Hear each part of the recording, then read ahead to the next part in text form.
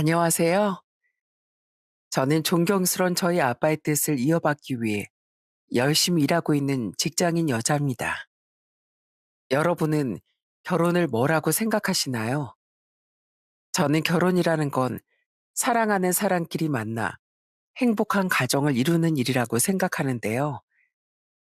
그런 결혼을 물질적인 대가를 받는 수단으로만 생각하는 사람들도 있더라고요.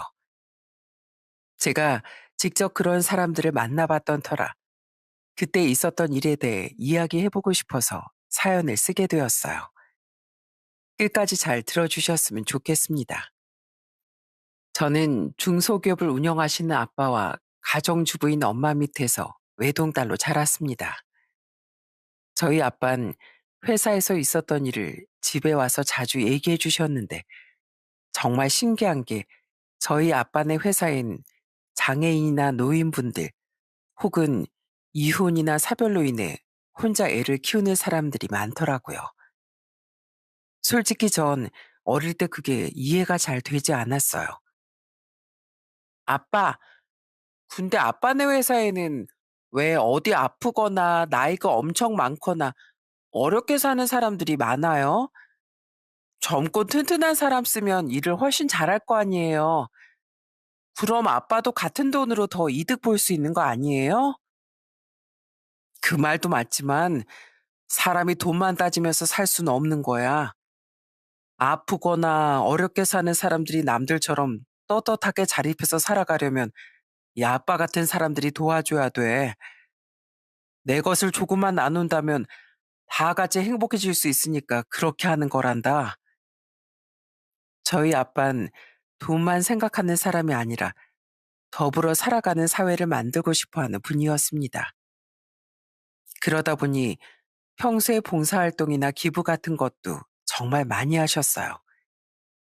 그래서 저도 가끔 아빠를 따라 양로원 봉사를 가기도 했습니다. 할머니, 제가 어깨 주물러 드릴게요. 어때요? 시원하세요? 아이고, 조그만 게 손이 어쩜 이렇게 야무질고. 그나저나 엄마 아빠를 닮아서 그런지 마음씨가 참 예쁘네. 나한테도 이런 손주가 있었으면 정말 좋았을 텐데. 할머니, 그럼 절 손주라고 생각하시면 되죠. 제가 앞으로 자주 찾아와서 오늘처럼 이렇게 어깨 주물러 드릴게요. 저희 엄마도 아빠처럼 늘 남을 돕고 사시는 분이었습니다. 김장철엔 김치를 많이 해서 독거노인 분들한테 나눠드리고 반찬 같은 것도 직접 만들어서 어렵게 사시는 분들한테 배달하곤 했어요. 그래서 전 나중에 커서 꼭 저희 부모님 같은 사람이 되어야겠다고 생각했습니다. 저도 부모님처럼 따뜻한 마음을 주변에 많이 나누고 싶었거든요. 그렇게 시간이 흘러 전 대학을 졸업한 후 아빠네 회사에 취직을 하게 되었고 말단부터 일을 시작했습니다. 그런데 제가 아빠네 회사에서 일해보니까 직원분들이 저희 아빠를 너무 좋아하시더라고요.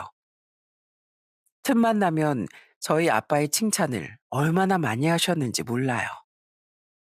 아휴, 내가 5년 전에 다른 공장에서 일하다가 이렇게 한쪽 손목이 절단되는 사고를 당했을 땐 정말 내 인생이 다 끝난 줄 알았어. 앞으로 밥도 못 벌어 먹고 살겠구나. 난 이제 살 가치도 없는 사람이구나. 이렇게 생각했었는데 그때 바로 날 구해준 게 우리 사장님이야. 한쪽 손을 못 써서 쉬운 일밖에 못 하는데도 기꺼이 날 채용해 주겠다고 하시더라고. 나 같은 사람도 받아주는 우리 사장님은 정말 천사야, 천사. 저희 아빤 어려운 사람들을 채용해서는 월급도 안 밀리고 꼬박꼬박 주셨고 직원들을 아랫사람으로 보는 게 아니라 늘 존중하셨어요. 그러다 보니 직원분들이 그만두지도 않고 정말 오랫동안 성실하게 일해 주시더라고요. 저는 그런 아빠도 너무 자랑스러웠고 아빠를 믿고 일해 주시는 직원분들한테도 너무 감사했습니다. 그렇게 아빠의 회사에서 차근차근 배우면서 일을 하다가 20대 중후반에 친구의 소개로 남자친구를 만나게 되었어요. 남자친구는 저보다 3살 많은 사진 작가였는데 돈 욕심 없이 자기가 하고 싶은 일에 매진하는 그 모습이 너무 좋아 보이더라고요. 원하는 사진을 얻기 위해선 밤을 새는 것도 마다하지 않고 전국 팔도를 돌아다니는 정말 열정이 넘치는 사람이었죠. 한 번은 저한테 깜짝 선물로 정동진까지 가서 일출 사진을 찍어 온 적도 있었습니다. 선영아, 올해 처음으로 떠오르는 해가 참 예쁘지? 선영이 넌 정말 좋은 사람이니까 이 해처럼 남들을 환하게 비춰줄 수 있는 사람이 될 수 있을 거야. 남자친구는 사진 공모전에도 여러 번 당선되고 남는 시간엔 수강생들을 모집해서 사진 수업도 하는 정말 실력도 있고 열심히 사는 사람이었어요. 전 그런 남자친구와 2년간의 연애 끝에 결혼을 약속하게 되었습니다. 처음 남자친구네 집에 인사를 드리러 갔는데 남자친구네 부모님이 두 분 다 너무 인자하시더라고요. 아유, 우리가 아들만 둘이라서 예전부터 딸이 갖고 싶었는데 이렇게 참한 아가씨가 우리 아들이랑 결혼한다고 하니까 딸이 생긴 것 같아서 너무 좋네요. 우리 이제 가족들 사이니까 시부모 될 사람이라고 어렵게 생각하지 말고 그냥 편하게 생각해요. 알았죠? 그 후 제 생일 땐 남자친구네 아버지가 회사로 꽃다발까지 보내주시더라고요. 그때 저희 직원분들이 얼마나 부러워했는지 몰라요. 와, 시아버지 되실 분이 생일이라고 이렇게 꽃다발까지 보내주신 거예요? 세상에, 저희 시아버지 내 생일이 언젠지도 잘 모르시는데 진짜 부럽다, 부러워. 하루는 남자친구네 집에서 김장을 한다길래 도와드리러 간 적이 있었습니다. 그런데 남자친구네 어머님이 제가 힘들까봐 못하게 하시더라고요. 아유, 김장이 얼마나 힘든 건데 이 고운 손에 시뻘겋게 양념 묻히게 만들면 안 되지. 아니에요, 어머님. 저 어릴 때부터 저희 엄마랑 김장을 얼마나 많이 해봤는데요. 저 진짜 잘할 수 있으니까 믿고 맡겨봐 주세요. 그래서 제가 무채도 썰고 파도 썰고 있는데 혹시라도 제 손 다칠까봐 엄청 걱정을 하시더라고요. 거의 절 무슨 공주처럼 생각하시는 것 같더군요. 그러다가 김장을 다 하고 나선 보쌈도 맛있게 삶아서 저한테 직접 먹여주셨어요. 자, 우리 예비 며느리, 아, 해봐라. 어때? 김장 잘 된 것 같니? 우와, 진짜 맛있어요. 역시 어머님이 양념 비율을 기가 막히게 잘 맞추시나 봐요. 저 결혼하면 어머님한테 많이 배워야겠는데요. 전 이렇게 결혼하기 전인데도 불구하고 남자친구네 부모님과 자주 왕래하며 지냈습니다. 그리고 그건 제 남자친구도 마찬가지였어요. 남자친구는 저희 집에 자주 선물도 사들고 찾아오고 하루는 저희 아빠 차를 같이 세차한 적도 있었답니다. 아버님, 아까 들어오다 보니까 차에 먼지가 많이 꼈던데 오늘 저랑 같이 손 세차하시는 거 어때요? 제가 세차 하나만큼은 정말 깔끔하게 잘하거든요. 아유, 내 차가 지금 더러운 건 맞는데 그렇다고 해서 어떻게 자네한테 세차를 같이 하자고 하나? 남의 집 귀한 아들한테 그런 것까지 시킬 수는 없지. 남의 집 아들이라뇨. 저 아버님 사유될 사람입니다. 그렇게 말씀하시면 저 섭섭해요. 남자친구는 저희 엄마 아빠 결혼 30주년 기념으로 멋진 옷까지 빌려서 사진도 찍어주더군요. 저희 엄만 마치 신혼부부가 된 것 같다며 엄청 좋아하셨어요. 어머, 역시 우리 예비 사이가 직업이 사진작가라 그런지 사진을 진짜 잘 찍네. 여보, 나 이렇게 보니까 당신이랑 결혼할 때 당시처럼 예쁘지 않어? 사진 하나 찍었을 뿐인데 30년 전으로 돌아간 것 같아서 기분이 너무 설레고 좋네. 그렇게 전 행복한 분위기 속에서 결혼 준비를 하게 됐습니다. 결혼 전부터 이렇게 행복하면 결혼하고 나선 얼마나 더 행복한 나날들이 이어질지 너무 기대가 되더라고요. 그래서 하루는 남자친구와 같이 미리 전화해둔 예식장에 상담을 받으러 가는데 운전을 하고 있던 남자친구가 갑자기 인상을 쓰고 배를 부여잡는 거예요. 오빠, 배가 또 아파? 며칠 전에도 배 아프다고 했잖아. 혹시 어디 탈난 거 아니야? 그런가? 딱히 이상한 거 먹은 건 없는데 왜 이러지? 아무래도 요즘에 결혼 준비하느라 신경을 써서 그런가 봐. 남자친구는 별거 아니라는 듯이 그렇게 얘기했지만 전 괜히 걱정이 되더라고요. 사실 남자친구가 최근 들어 살도 눈에 띄게 빠지고 있었거든요. 그래서 혹시 모르니까 병원에 가보라고 했습니다. 사실 그때까지만 해도 그냥 장염이나 위염 정도일 줄 알았어요.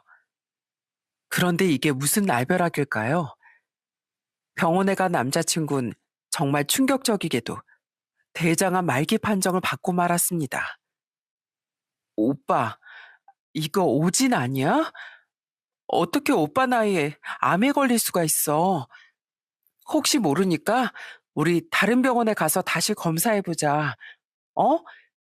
아닐 수도 있으니까 다시 검사해보자고. 그렇게 다른 병원에도 가서 다시 검사를 해봤지만 역시나 결과는 똑같았어요. 결혼을 몇 달 앞뒀는데 대장암 말기라니. 저는 정말 절망감에 주저앉을 수밖에 없었습니다. 그렇게 남자친구는 한순간에 암 환자가 되어버렸고 수술도 할 수 없는 상황이라 항암 치료를 시작하게 되었어요. 전 남자친구가 항암 치료를 받으면서 힘들어하는 모습을 볼 때마다 너무 가슴이 아프더라고요. 오빠, 많이 힘들지? 오빠 혼자 너무 힘들어하는 것 같아서 내 마음이 너무 아파. 차라리 내가 오빠 대신에 아팠으면 좋겠어. 아니야. 아파도 나 혼자 아픈 게 낫지. 어떻게 널 아프게 해. 그나저나 선영아, 내가 정말 너한테 미안해. 이제 몇 달 후면 너한테 예쁜 웨딩드레스 입혀줄 수 있었는데 이젠 그러질 못하게 됐잖아. 오빠, 지금 내 웨딩드레스가 중요해? 나 그까짓 드레스 못 입어도 괜찮아. 난 그냥 오빠가 항암 치료 열심히 받고 몸에 있는 암이 싹 없어져서 다시 건강하게 일어났으면 좋겠단 말이야. 전 하루가 멀다 하고 남자친구를 찾아가 병간호를 했습니다. 그러자 남자친구네 부모님이 저한테 엄청 고마워하시더군요. 선영아, 우리 아들이 이렇게 아픈데도 떠나지 않고 옆에 있어줘서 정말 고맙구나. 우리 아들이 널 생각해서라도 분명히 씩씩하게 다시 일어날 거다. 저희 부모님도 남자친구를 워낙 좋아하셨기 때문에 자주 남자친구를 찾아와 응원을 해주셨습니다. 자네, 몸은 좀 괜찮은가? 지난번에 봤을 때보다 더 야인 것 같아서 걱정이 많이 되네. 난 자네가 얼른 씩씩하게 일어나서 예전처럼 건강하게 지냈으면 좋겠어. 하지만 온 가족의 응원에도 불구하고 남자친구는 점점 상태가 위독해져만 갔어요. 그러다가 하루는 남자친구가 제 손을 꼭 붙잡고선 힘없는 목소리로 이러더라고요. 선영아, 아무래도 난 여기까지인 것 같아. 그동안 나 많이 좋아해주고 내 옆에서 지켜줘서 정말 고마웠어. 그동안 너랑 보냈던 시간들은 하늘나라에 가서도 절대 잊을 수 없을 거야. 근데 선영아, 난 네가 나 없다고 해서 우울해하거나 힘들어하지 않았으면 좋겠어. 그러니까 내가 떠나고 나면 나 같은 사람은 깨끗하게 있고 더 좋은 사람 만나. 알았지? 오빠, 그게 무슨 소리야? 나 오빠 아니면 안 되는 거 알잖아. 그러니까 제발 그런 약한 소리 하지 마. 어? 남자친구는 그 말을 마지막으로 남기고 며칠 후 결국 세상을 떠나버리고 말았습니다. 결혼까지 생각할 정도로 사랑했던 남자인데 이젠 볼 수 없다는 게 도저히 믿어지지가 않더라고요. 장례식장에서도 미친 사람처럼 얼마나 많이 울었는지 몰라요. 그런데 장례식이 끝난 후 남자친구의 부모님께서 저한테 할 말이 있다고 하시더라고요. 선영아, 그동안 정말 고마웠다. 우리 수아이가 세상 떠나기 전까지 네 덕분에 참 행복했을 거야. 그렇게 못해요. 그렇게 못한다고요. 그날 전 남자친구네 어머니와 끌어안고 한참을 울었습니다. 그렇게 전 결혼까지 약속했던 남자친구의 부모님과도 이별을 하게 되었어요. 아들을 잃은 슬픔이 참 크실 텐데도 끝까지 제 행복을 빌어주시는 모습이 너무 감사하더라고요. 그 후 전 너무 힘들어서 한동안 제정신이 아니었습니다. 회사랑 집에선 괜찮은 척 하려고 애썼지만 퇴근하고 집에 오는 길에 맨날 눈물이 났어요. 게다가 너무 슬퍼서 밥도 잘 안 넘어가고 잠도 오질 않더군요. 그런데 제가 힘들어하는 게 겉으로 티가 다 났는지 저희 부모님이 절 많이 위로해 주셨습니다. 선영아, 많이 힘들지? 결혼까지 생각했던 남자가 그렇게 됐는데 어찌 멀쩡할 수가 있겠어. 그런데 힘들면 힘들다고 얘기해도 되고 눈물이 나오면 그냥 속 시원하게 울어도 돼. 네 가슴 속 아픔이 사라질 때까지 엄마랑 아빠가 따뜻하게 품어줄 테니까 언제든지 이렇게 안겨서 펑펑 울려무나. 전 그제야 엄마 품에 안겨서 어린아이처럼 크게 소리내어 울었습니다. 한참을 그렇게 울고 나니까 그제야 마음이 조금은 진정이 되더라고요. 그 이후 전 언제까지 슬픔에만 빠져서 살 수는 없다는 생각에 더 바쁘게 열심히 살기로 했습니다. 여전히 회사 일도 열심히 하고 주말엔 엄마와 같이 동네 어려우신 분들한테 반찬을 만들어 나눠드리곤 했어요. 할아버지, 저희가 반찬 가져왔으니까 끼니 거르지 마시고 꼭 챙겨 드세요. 반찬 떨어질 때쯤 또 갖다 드릴 테니까 아깝다고 아껴 드시지 마시고요. 아유, 이거 매번 고마워서 어쩌나. 나같이 몸 불편한 노인네가 젊은 사람들 고생만 시키는 것 같아서 너무 미안하네. 아니에요. 저희 고생 하나도 안 하니까 걱정하지 않으셔도 돼요. 제가 반찬 만드는 걸 얼마나 좋아하는데요. 전 취미로 집에서 수채화를 그리기도 했습니다. 예쁜 꽃이나 풍경을 그리다 보면 마음이 차분해지고 힐링이 되는 느낌이 들더라고요. 가끔씩은 엽서에 그림을 그려서 주변 사람들한테 선물하기도 했답니다. 어머, 이거 진짜 선영 씨가 그린 거예요? 그림 진짜 잘 그린다. 세상에, 이거 어디 가서 팔아도 되겠어요. 저는 건강을 위해 운동도 꾸준히 했어요.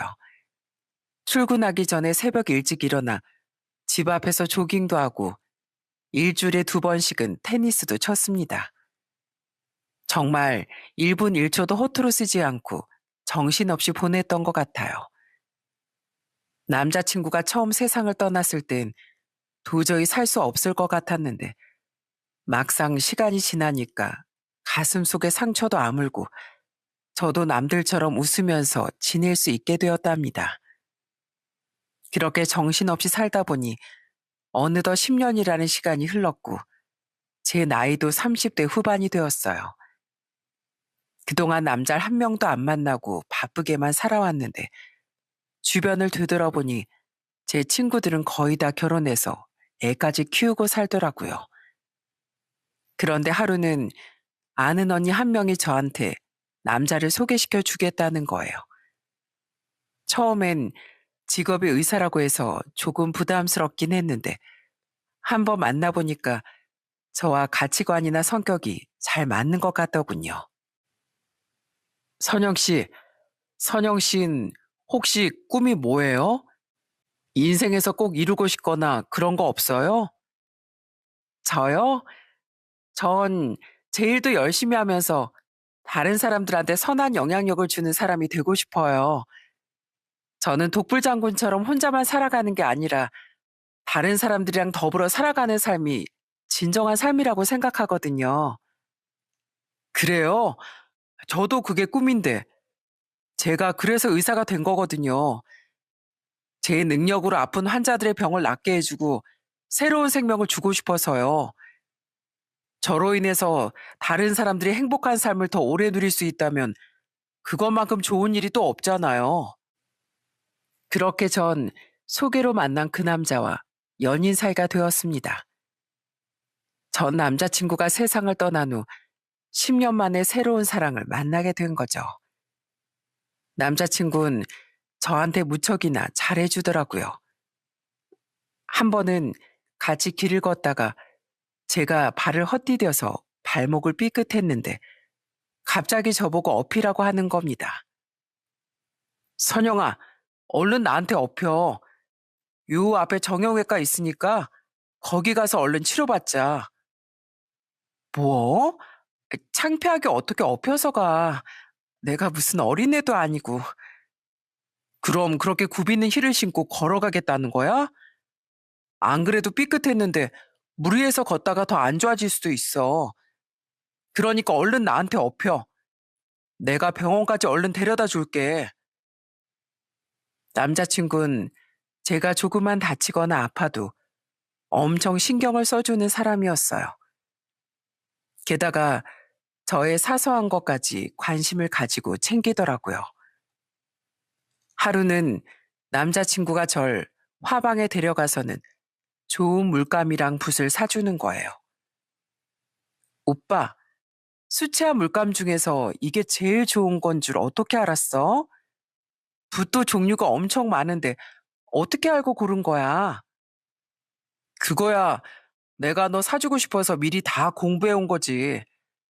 내가 그림의 글자도 모르지만 너한테만큼은 좋은 선물을 해주고 싶어서 인터넷으로도 찾아보고 유튜브도 엄청 많이 봤거든.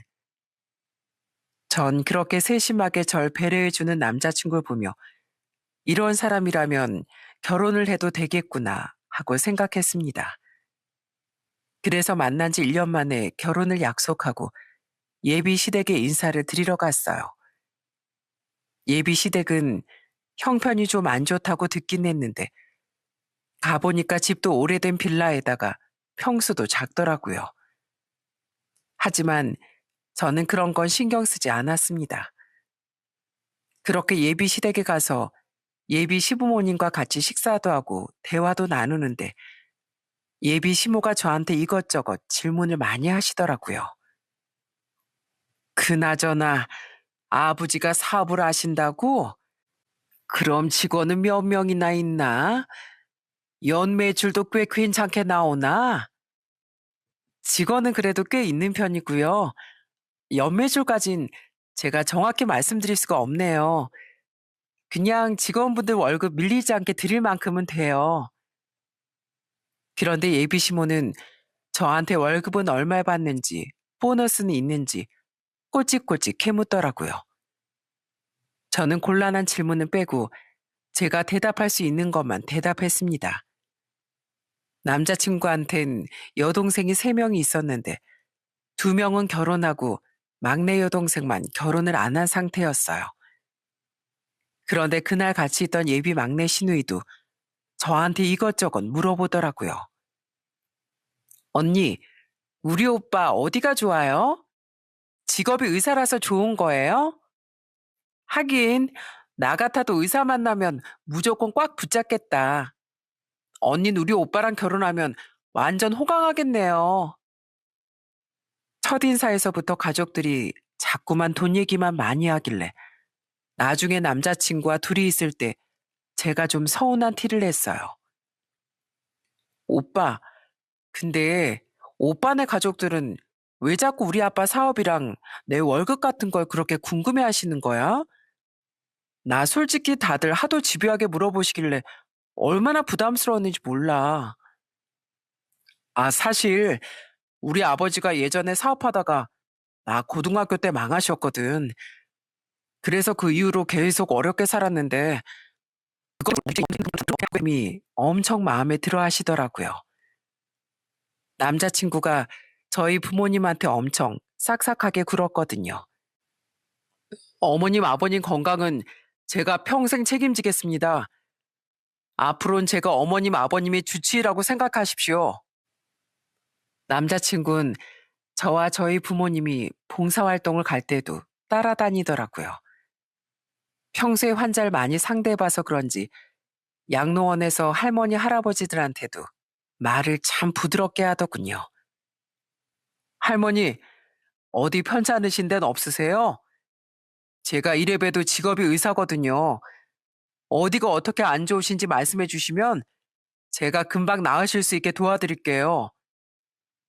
아유, 의사 양반이 참 친절하네. 그럼 나 요즘에 소화가 좀 안 되고 속이 좀 더부룩한데 좀 봐줄 수 있어? 최근 들어 입맛도 없어서 밥도 잘 안 들어가거든. 그 후 상견례도 진행하게 되었는데 상견례 자리에서 신혼집 얘기가 나오게 되었습니다.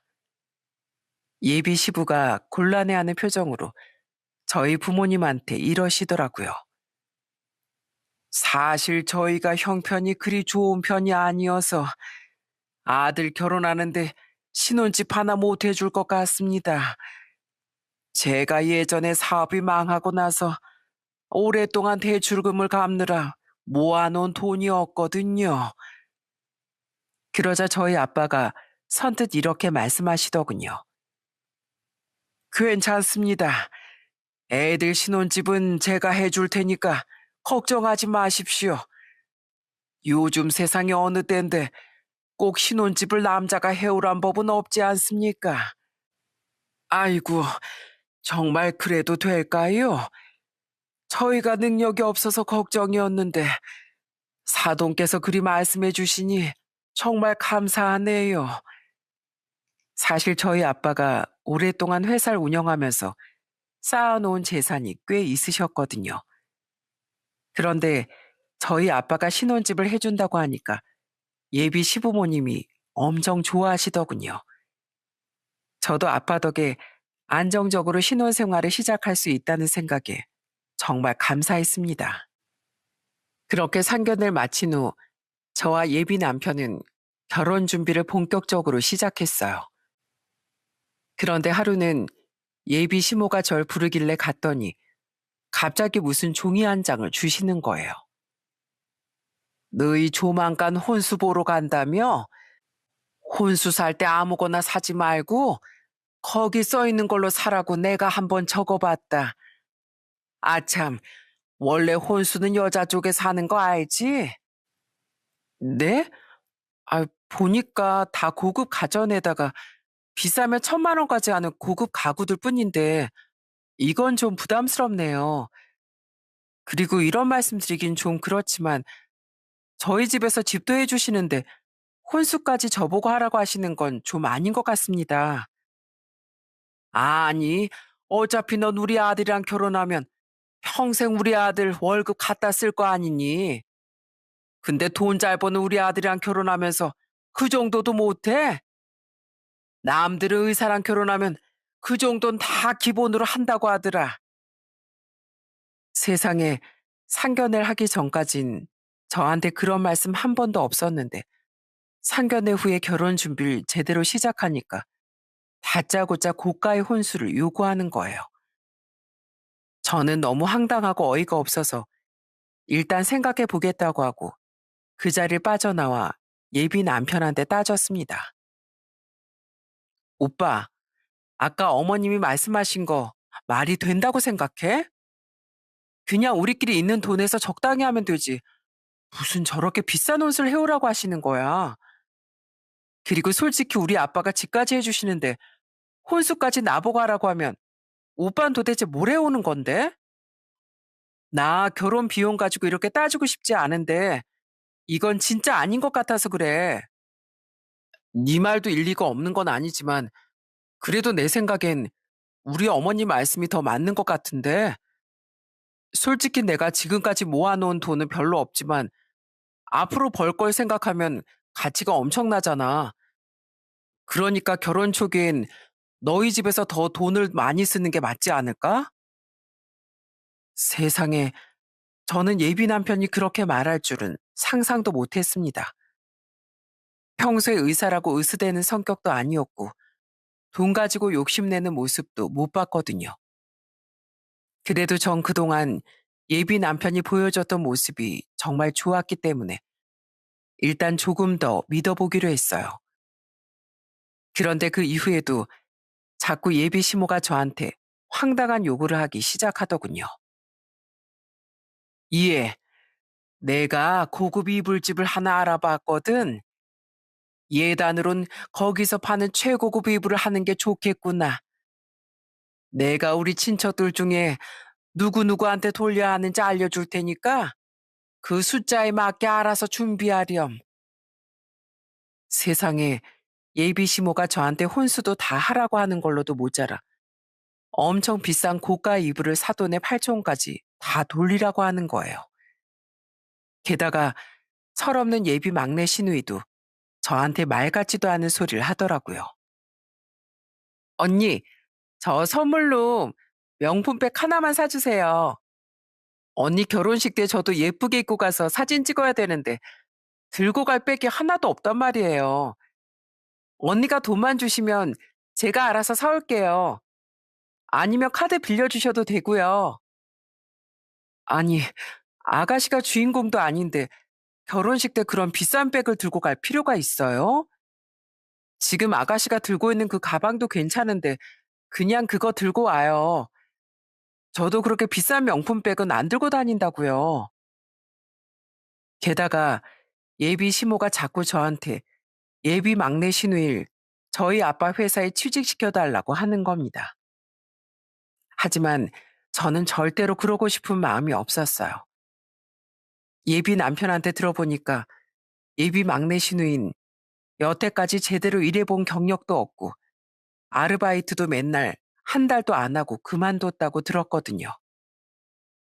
어머님, 죄송한데 그건 안 될 것 같아요. 저희 아빠가 직원을 뽑을 때 제일 중요하게 생각하는 게 성실함이거든요. 일을 잘하고 못하고를 떠나서 자기 일처럼 열심히 하는 게 제일 중요한데 아무래도 아가씨는 그런 면이 좀 부족한 것 같아서요. 뭐? 너 지금 우리 딸 무시하는 거니? 아니, 우리 딸이 여태까진 지 멋대로 살았지만 앞으로 성실하게 다닐 수도 있는 거잖아. 아휴, 사장 딸이라고 유세 떠는 것도 아니고 진짜 치사해서 못해 먹겠네. 그런데 예비 시모나 예비 막내 시누이가 그럴 때마다 예비 남편이 제 편은 안 들고 자꾸 가족 편만 들더라고요. 아휴, 어차피 가족들 사이인데 그냥 우리 어머니가 해달라는 대로 좀 해주면 안 돼? 솔직히 우리 어머니가 그렇게 무리한 욕을 하시는 것도 아니잖아. 그리고 새언니 될 사람이 통 크게 내 동생한테 쓸 수도 있는 거 아니야? 저는 그렇게 말하는 예비 남편을 보고 쎄한 기분이 들더군요. 제가 여태까지 알던 그 사람이 아닌 것 같았어요. 그러다가 하루는 예비 시댁에 갔는데 예비 시부가 저한테 이러시는 거예요. 예, 너 결혼하고 나면 우리 집에 얼마나 자주 올 거니? 우리가 그래도 우리 아들 의사 만드느라 엄청 고생했는데 당연히 네가 며느리 노릇 정도는 잘 하겠지? 난 적어도 너희가 매주 한 번씩은 우리 집에 와서 같이 밥을 먹었으면 좋겠구나. 마음 같아선 우리 모시고 살라고 하고 싶은데 그래도 너 생각해서 많이 봐준 거야. 네? 아버님 죄송하지만 제가 평일엔 회사를 다니고 주말엔 봉사활동도 많이 다녀서 시간이 별로 없거든요. 2주에 한 번도 아니고 매주는 좀 힘들 것 같아요. 뭐? 아니 매일매일 문안 인사로 오라는 것도 아니고 일주일에 한 번 오라는 건데 그것도 못해? 세상에 요즘 젊은 애들은 며느리 노릇 하나도 안 한다더니만 너도 딱 그런 부류인가 보구나. 저는 이런 상황이 반복될수록 점점 이 결혼을 해도 되는 건지 의심이 들기 시작했습니다. 분명히 상견례 하기 전까지만 해도 아무런 문제가 없어 보였는데 왜 자꾸만 저한테 다들 무리한 욕을 하는 건지 이해를 할 수가 없었어요. 그러다가 하루는 저희 아빠가 절 불러서 이러시는 거예요. 선영아, 내가 너희 신혼집으로 알아본 집이 하나 있는데 평수가 25평이라더라. 그 정도면 너희 둘이 사는데 불편하지 않겠지? 전 솔직히 서울 집값이 한두 푼 아닌 것도 잘 알고 있었고 25평이면 둘이 살기에 충분하다고 생각해서 아빠한테 너무 감사했어요. 그래서 예비 남편한테 가서 그 얘기를 전달했습니다. 그런데 세상에 예비 남편은 제 얘기를 듣자마자 정색을 하더니 저한테 이러는 거예요. 뭐? 25평? 아니, 난 당연히 36평에서 40평 정도 생각하고 있었는데 25평이 뭐야? 25평이 뭐가 어때서? 우리 아빠가 딸이랑 사이 편하게 살라고 신혼집 해주신다는데 그게 몇 평이든 감사하게 생각해야 되는 거 아니야? 솔직히 우리 둘이 사는데 25평이면 충분하잖아. 참나, 이왕 해주실 거면 신경 좀 더 쓰시라고 해. 사업하시는 분이 왜 이렇게 통이 작아? 내가 진짜 많이 봐줘서 30평대까지 이해해 줄게. 근데 30평대도 못 해줄 거면 나 결혼 안 해. 이 결혼 못 한다고. 저는 그 얘기를 듣고 순간 제 이성의 끈이 끊어지는 느낌이 들었습니다. 여태까지 결혼 준비를 하면서 예비 시댁 식구들이 저한테 무리한 요구를 할 때마다 예비 남편이 그게 당연하다는 식으로 말하길래 쎄한 기분이 들었는데 이게 그냥 쎄한 느낌으로 끝낼 게 아니라는 걸 깨닫게 되었어요. 제가 좋은 사람으로 알고 있었던 예비 남편도 알고 보니 의사라는 걸 내세워 저희 집에서 뭐라도 더 뜯어가려고 하는 인간이었던 거죠. 그래서 전 결국 이 결혼은 아니라는 결론을 내게 됐습니다. 뭐? 30평대가 아니면 결혼을 못 해? 그래. 그럼 결혼하지 마. 뭐 25평짜리 아파트는 하늘에서 떨어지고 땅에서 솟아나는 줄 아니? 나도 너 같은 놈한테 내 인생 낭비하기 싫으니까 그냥 결혼하지 말자고. 뭐? 결혼하지 말자고? 참, 너 그러다 나중에 후회한다. 솔직히 말해서 의사랑 결혼하는데 너네 집안에서 너무 양심 없게 행동하는 거 맞잖아. 솔직히 우리 어머니가 요구한 혼수랑 예단에 40평짜리 고급 아파트까지 받아도 내가 손해보는 결혼이야. 알어? 아, 그래? 그렇게 손해보는 결혼이면 하지 말라니까.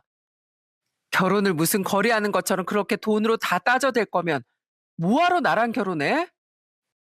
나도 무슨 사채업자처럼 나한테 이거 내놔라, 저거 내놔라 하는 너네 가족들한테 질렸거든?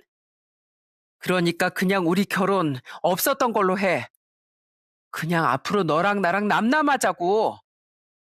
참나, 그러면 뭐 내가 못할 줄 알아? 그래, 그럼 그렇게 해. 나도 겨우 25평짜리 아파트나 해주는 너희 집안 사위로 들어갈 생각 없으니까 그냥 파혼하자고.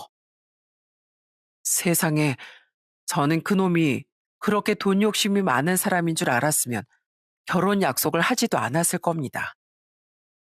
그런데 결혼 준비를 하면서 돌변해버린 걸 보고 정말 어이가 없더군요. 그래서 결국 파혼하자는 결론을 내고 돌아왔어요. 그런데 다음날 예비 시모였던 여자가 절 찾아오더니 다짜고짜 저한테 화를 내는 거예요. 이해, 넌 왜 이렇게 고집이 세니? 아니, 너네 아버지한테 말해서 좀 더 큰 집으로 해달라는 게 그렇게 어려워? 그리고 너 우리 아들이랑 헤어지면 너만 손해인 거 몰라? 너 지금 굴러 들어온 복을 네 발로 뻥 차버린 거야. 알어? 너 내가 인심 써서 이번 한 번만 봐줄 테니까 그냥 내 말대로 해라. 내가 지난번에 가져왔던 혼수 목록 다시 가져왔거든. 여기 있는 거 그대로 해온다고 하면 내가 너 며느리로 받아준다고 약속하마. 물론 집도 당연히 더 큰 거 해와야 되고 결혼하면 나한테 용돈도 100만 원씩 보내는 걸로 해라. 알았어? 세상에, 뻔뻔해도 그렇게 뻔뻔할 수가 없더라고요. 자식 가지고 장사한다는 게 바로 이런 말인가 했습니다. 그래서 전 그 아줌마가 저한테 내민 혼수 목록을 받아선 그 자리에서 박박 찢어버렸어요. 이야, 너 지금 버릇없이 뭐 하는 거야? 네가 아주 뭐가 뭔지 아직도 제대로 모르는구나. 참나, 의사 남편 얻으려면 당연히 그 정도는 해야지. 그럼 뭐 공짜로 의사 사모가 되려고 했어? 25평이라 말만 듣고 막말을 쏟아내는 놈한테 뭘 더 얘기해요? 그나저나 이거 어쩌죠? 굴러 들어온 복을 차버린 건 제가 아니라 아줌마랑 아줌마 아들인 것 같은데요. 아무튼 전 이제 아줌마랑 볼 일 없으니까 그만 가볼게요. 어차피 전 아줌마 아들이랑 결혼할 생각 없으니까 더 얘기할 필요 없잖아요. 안 그래요? 예, 잠깐만 기다려봐라. 나랑 얘기 좀 더 하자고. 그 아줌마가 절 붙잡았지만 저는 자리를 박차고 나와버렸습니다. 저희 아빠가 사주시려고 했던 집이 15억 원짜리 고급 아파트라는 건 사실이었어요. 그런데 제가 그 얘기를 하기도 전에 그놈이 25평이라고 난리를 치길래 얘기를 안 했을 뿐이었죠. 그런데 그 아줌마한테 그 얘기를 들었는지 이번엔 그놈한테서 전화가 오더군요. 선영아, 아버님이 해주신다고 했던 집이 정말 15억짜리 아파트야? 아, 내가 그런 줄 알았으면 너한테 그렇게 심한 말 안 했지. 난 아버님이 그냥 어디 변두리에 있는 싸구려 아파트 해주시는 건 줄 알았단 말이야. 선영아, 내가 말 실수한 거 정말 미안해. 내가 이렇게 사과할 테니까 그냥 우리 결혼 원래대로 진행하는 걸로 하자. 어? 야, 너 나랑 결혼하면 손해라며? 손해보는 짓을 뭐하러 하려고 해? 어차피 얘기 다 끝났으니까 구질구질하게 굴지 마. 난 너처럼 돈만 밝힌 인간도 싫고 너네 부모처럼 자식 가지고 장사하려는 사람들도 지긋지긋하니까. 왜 그래, 선영아? 내가 이렇게 너한테 미안하다고 하잖아. 난 그냥 평생 좁은 집에 살았다 보니까 넓은 집에서 한번 살아보고 싶어서 그랬어. 그리고 솔직히 말해서 우리 어머니가 틀린 말 한 건 없잖아. 나랑 결혼하면 내가 앞으로 월 1,000만 원은 벌어다 줄 텐데 결혼할 때 너희 집에서 좀 더 투자할 수도 있는 거 아니야? 너도 나처럼 돈 잘 버는 의사랑 결혼하려면 그 정도는 감수해야지. 웃기는 소리 하지 마. 내가 뭐 너 돈 보고 결혼하려고 했는 줄 알아? 난 네가 날 세심하게 챙겨주고 마음씨도 따뜻한 것 같길래 결혼하려고 했던 거야. 네 직업이 의사든 말든 난 아무 상관 없었다고. 그런데 이제 보니까 네가 했던 그 행동들이 전부 다 가식이었잖아. 결국엔 너도 의사라는 네 직업으로 결혼할 여자네 집안에서 한탕 크게 땡겨보려고 하는 속물이었다고. 나 너처럼 돈밖에 모르는 놈은 한 트럭을 갖다 줘도 싫으니까 당장 전화 끊어. 너랑 너희 가족들한테 돈 퍼다 줄 다른 여자 만나서 결혼하든지 말든지 알아서 하라고. 선영아, 제발 이러지 마. 선영아. 저는 애원하는 그놈을 뒤로하고 전화를 확 끊어버렸어요. 그리고 아무것도 모르는 저희 부모님한테 파혼 사실을 알렸습니다. 그러자 저희 부모님이 엄청 황당해 하시더라고요. 세상에, 우리 앞에서는 엄청 좋은 사람인 척 하길래 너랑 결혼하면 참 잘 살겠다 생각했었는데 어쩜 그럴 수가 있니? 그나저나 그 집안 식구들도 참 웃긴다. 아, 우리가 의사 사위를 돈 주고 사오는 것도 아니고, 아, 어떻게 자식 가지고 장사할 생각을 해? 그래도 저희 부모님이 이제라도 알게 돼서 다행이라며 저를 토닥여 주시더군요. 그렇게 전 그놈과 파혼을 하고 평소처럼 일상을 보냈습니다. 그런데 며칠 후에 그놈이 저희 회사에까지 찾아와선 저한테 아주 울고불고 매달리기 시작하더라고요. 선영아, 내가 정말 잘못했어. 나 다시는 의사라고 잘난 척하지 않을게. 그러니까 나랑 다시 만나주라. 어? 나 진짜 너 아니면 안 된단 말이야. 그런데 그때 저희 아빠가 안에서 성큼성큼 걸어 나오시더니 그놈한테 크게 소리를 치시더군요. 야, 이 거머리 같은 놈아. 너 당장 여기서 안 꺼져? 우리 딸이 아니면 안 되는 게 아니라 내 돈 아니면 안 되는 거겠지. 세상에 의사 면허 하나 가지고 있다고 어디서 장사질 할 생각을 해? 어디서 우리 딸이랑 우리 집안을 호구로 보고 쪽쪽 빨아먹을 생각을 하냐고? 아버님, 정말 죄송합니다. 제가 의사 되고 나서 주변 사람들이 막 절 우러러보니까 제가 대단한 사람이 된 줄 알고 착각해서 그랬어요. 저희 부모님도 아들이 좋은 직업 가졌으니까 그만큼 더 대우받고 싶어서 그러셨던 것 같아요. 그런데 저 다시는 안 그럴 테니까 제발 저 좀 받아주세요. 저 진짜 선영이한테도 잘하고 어머님 아버님한테도 잘할게요. 콩으로 매줄 쓴데도 네 놈 말은 안 믿어. 그러니까 내가 아주 다리몽댕이를 분질러 버리기 전에 당장 여기서 나가. 당장 안 나가? 아, 김대리, 이놈 안 되겠으니까 당장 경찰 불러. 이런 놈은 아주 경찰한테 끌려가서 혼쭐이 나봐야 돼. 아버님, 이러지 마십시오. 아버님. 그놈은 경찰을 부른다는 소리에 겁이 났는지 꽁무니가 빠지게 도망을 가더라고요. 그 모습이 정말 구질구질해 보이고 우스웠어요. 그 이후에도 계속 저한테 문자와 전화로 구구절절 매달리길래 아예 그 전화번호를 차단해버렸습니다. 더 이상 그딴 놈하고 말도 섞고 싶지 않았거든요. 그렇게 결혼할 뻔했던 그놈이랑 파혼을 하게 된 후 전 그냥 일에만 집중하며 살았어요.